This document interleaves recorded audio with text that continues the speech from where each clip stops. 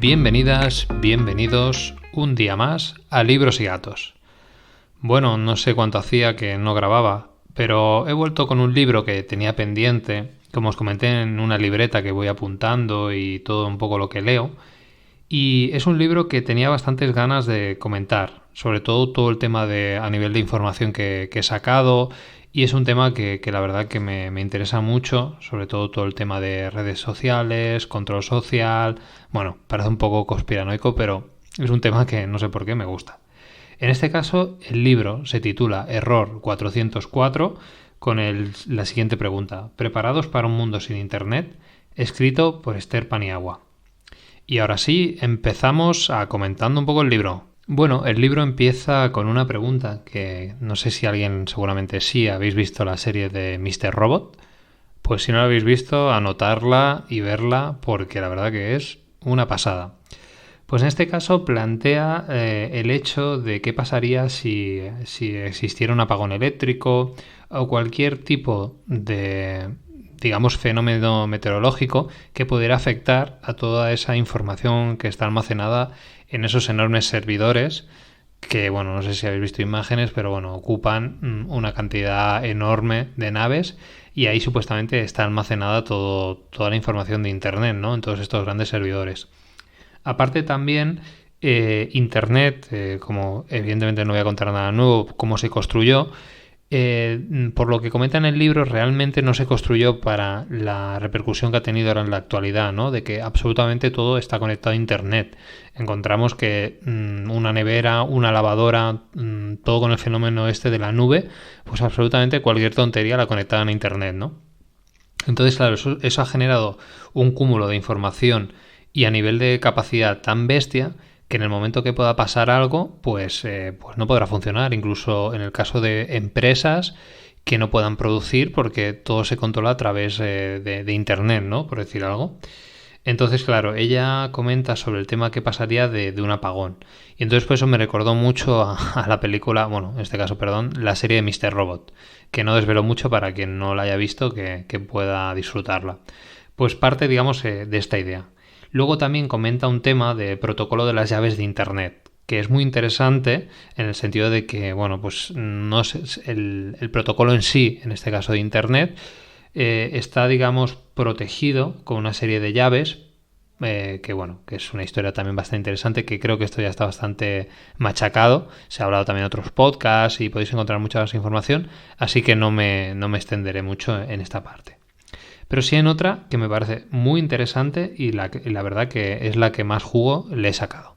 Vale, y en todo este tema, como siempre, tiene que haber algún científico, estaréis pensando, tiene que haber alguien muy malo, alguien que la líe, alguien que solo piense en jodernos. Pues en este caso os voy a hablar de un personaje que me ha parecido, digamos, como una persona un poco rara, o bueno, en fin, vamos a empezar, no os dejo con más intrigas. En este caso se llama Brian Jeffrey Fogg, ¿vale?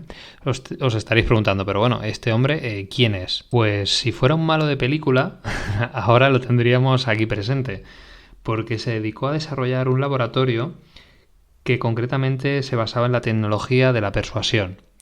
Estudiaba cómo la tecnología nos podía persuadir, alterar nuestro comportamiento y sobre todo cómo modificar nuestros hábitos. Es decir, cómo aplicar esta tecnología para hacer lo que ellos quieran. Pero claro, con este nombre la verdad que sonaba un poco feo, ¿no? O sea, estoy trabajando aquí en un laboratorio para joder y controlar a la población.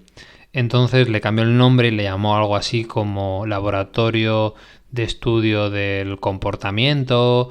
Bueno, todo esto adornado con el tema también de la Universidad de Stanford. Por lo tanto, imaginaros. Pues investigando un poco sobre esta persona, he dado con un documento que me ha parecido, la verdad, bastante guay, que es una patente que este hombre junto con dos más sacó en el año 2002. Es súper curioso porque en Estados Unidos hay una página web en la cual ahí están todas las patentes que se van haciendo por su código y todo, y luego te puedes descargar el PDF, que sería la patente que ellos presentan, pues un poco el explicativo, esquemas y todo. Y estamos hablando, ojo al dato, año 2002. Imaginaos cómo era Internet en el año 2002. Yo el único recuerdo que tengo es una Game Boy y un Pokémon. O sea que no sé cómo sería, pero vamos. Pues bien, en este caso, este hombre ya en 2002 diseñó, junto con estas otras personas, que no recuerdo ahora el nombre, ya colgaré el paper, un aparato que era como una especie de USB que se conectaba en una pequeña plataforma y esta plataforma iba conectada por USB al ordenador. Concretamente era como, él le llama como una llave, una llave. Entonces tenía forma normalmente de animales o de algún objeto bastante bonito. ¿Por qué? Porque el objetivo de esta llave era conectarla en ese aparato, sobre todo enfocado para niños. Les generaba, digamos, una ficha dentro de ese aparato con todos sus datos y almacenaba bien, como una especie de nube, todo tema a nivel informativo e interactivo. Imaginaos que se baja documentos, juegos, todo eso, ¿no? Y a su vez se generaba, digamos, un perfil que era en esa llave y tendría recomendaciones. O sea, tendría inputs, pues vete a saber. Si compraba contenido, recibía también publicidad adaptada. Bueno, algo bastante tremendo. Ahora nos puede parecer un poco más arcaico en comparación a lo que tenemos ahora, pero es que estamos hablando del año 2002 y este hombre ya estaba pensando en eso. Entonces me ha parecido la verdad que muy curioso. Por lo que es más conocido es por el modelo de comportamiento de Fogg que él mismo diseñó. El modelo en sí es bastante fácil de entender. Básicamente lo que viene a decir es que la motivación es uno de los motores principales para que podamos hacer una acción o incluso adquirir una habilidad. Pero si esta motivación tenemos mucha y en este caso la habilidad que requiere es muy poca o muy fácil, pues ya no tiene ningún tipo de interés. Aquí lo curioso es cómo hace una segmentación de lo que sería la motivación principales que él cree y luego lo que serían las habilidades principales necesarias, que me pararé un poco a comentarlas porque de esta manera, esto lo podéis enfocar ahora mismo actualmente a todas las aplicaciones que se están haciendo y cómo estas aplicaciones capturan tanto nuestro interés hasta límites que realmente nos damos cuenta de que no sabemos ni cuándo hemos empezado a utilizarla, ni la barbaridad de horas que nos tiramos frente a esas aplicaciones como zombies pasando el dedo y de esa manera pues cada vez deseando más contenido de ese mismo estilo que estamos consumiendo, ¿no? Pues entendiendo un poco lo que sería lo que él comenta en motivación y habilidad, entenderéis un poco todo esto. Él lo divide en 6, concretamente lo que sería placer-dolor, que serían, digamos, los más inmediatos. Respondes ante un suceso al momento. La esperanza y el miedo, sobre todo la esperanza es una anticipación de algo bueno, o el caso del miedo, que es la anticipación a algo malo. Y luego la aceptación y el rechazo social, que es algo que cada vez más nos afecta. Tenemos que tener esa aceptación social, estar dentro de ese estatus, cumplir ese canon o esa normativa, y es algo que nos motiva a hacer las cosas. Sigamos con la parte de habilidades o capacidades, que también hace una segmentación de 6. Comenta el tiempo, que este comportamiento no nos debería de tomar mucho tiempo, o probablemente lo dejaríamos.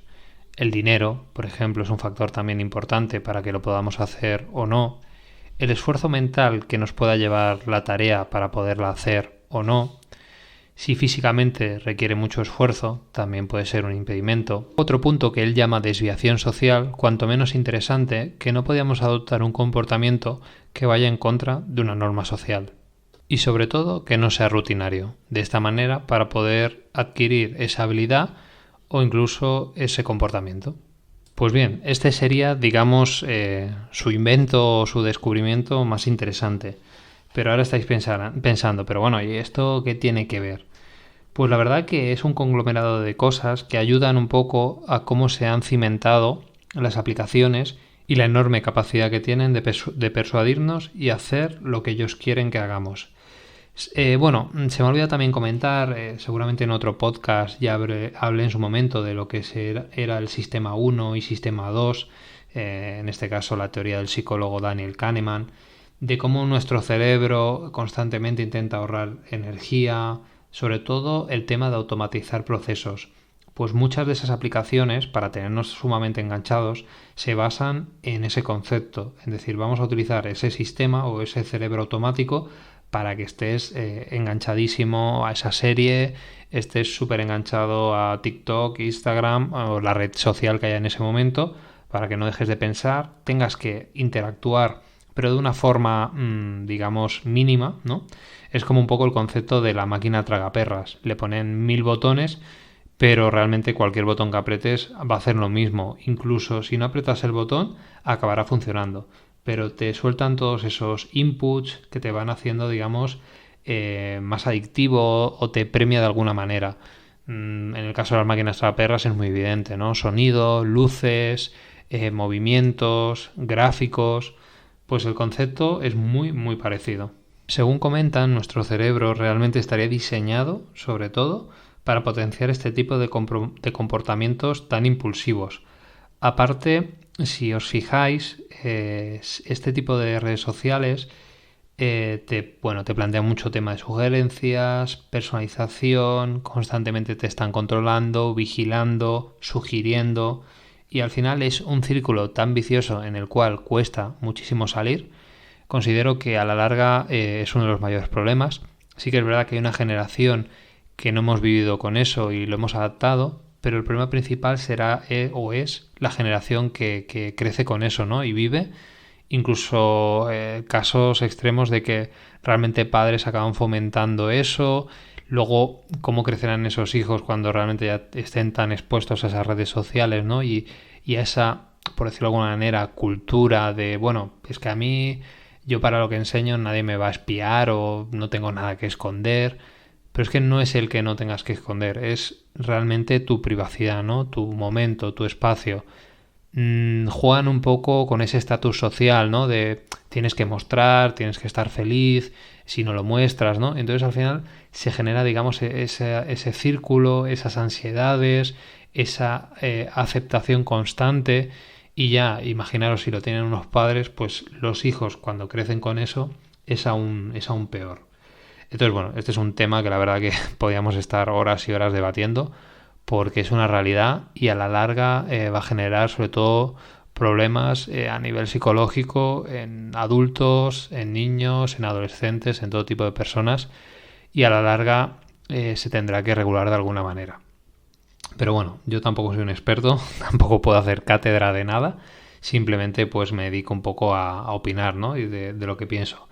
Sí que es verdad que, por ejemplo, a mí a nivel personal, no soy de redes sociales, o sea, evidentemente soy anti redes sociales, pero sí que a veces me doy cuenta de, en el caso de las noticias, cada vez más leo contenido porque me gusta mucho el tema de noticias, pero es que al final no acabo ni leyendo el artículo completo, es más un mix de titulares y en el caso que me llame mucho la atención uno, lo leo.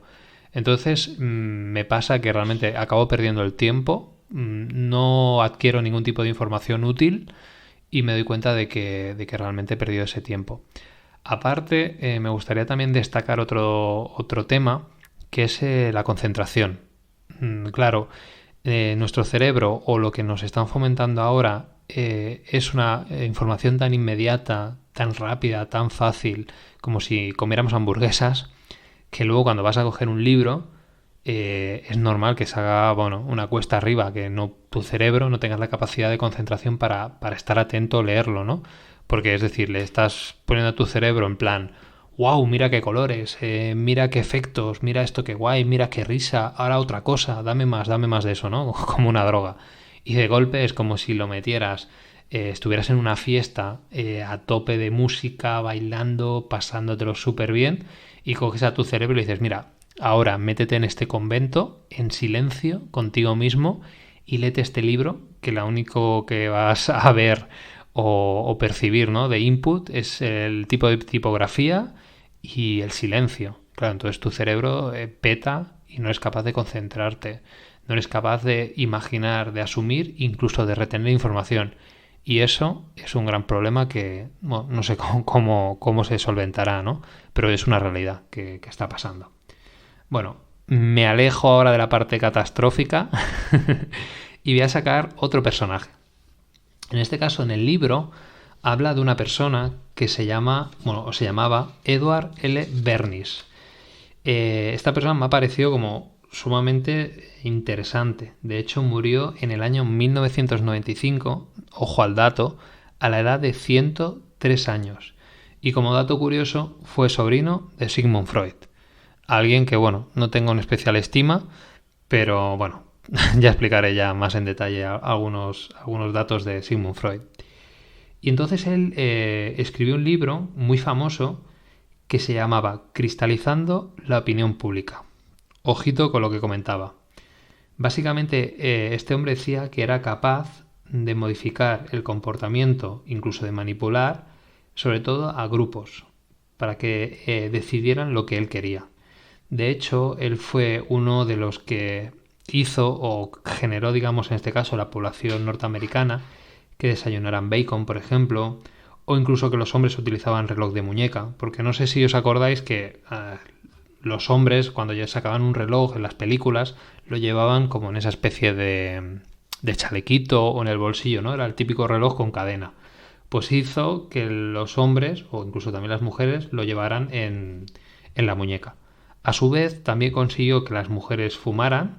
Pues bueno, todos sabemos ya un poco la historia, ¿no? Diseñando también una campaña para empoderar, pero básicamente lo que querían era vender más cigarrillos. Y bueno, creo que me he ido bastante de lo que era el libro y he hecho como un mix de otras cosas, pero es que al final el sentido de que una idea te lleva a otra y a su vez vas añadiendo más información y bueno, todo esto la verdad que no tiene fin. Luego, como reflexión final, o al menos lo que me ha parecido a mí, es que realmente el ser humano es muy fácil de manipular. Es decir, nosotros, en base a los comportamientos o incluso viendo repeticiones de personas que hacen, sobre todo, al principio evidentemente pasaba pues, con las películas, ahora ya va trasladándose todo esto al mundo de las redes sociales, con influencers. Todos estos comportamientos hace que nosotros busquemos o intentemos incorporarlos, ¿no? Y entonces es una fuente bastante grande para podernos manipular. Sin ir más lejos, lo que comentaba anteriormente de Edward L. Bernays, lo del tema del reloj, me viene a pensar ahora los cambios que ha habido también de paradigma, ¿no? Cómo el reloj de muñeca se dejó prácticamente de usar y todo el mundo pues miraba la hora en el móvil y era raro quien llevaba reloj. Es más, era una cuestión más estética. En algunos casos pues ya es más de estatus según qué tipo de relojes o características, ¿no?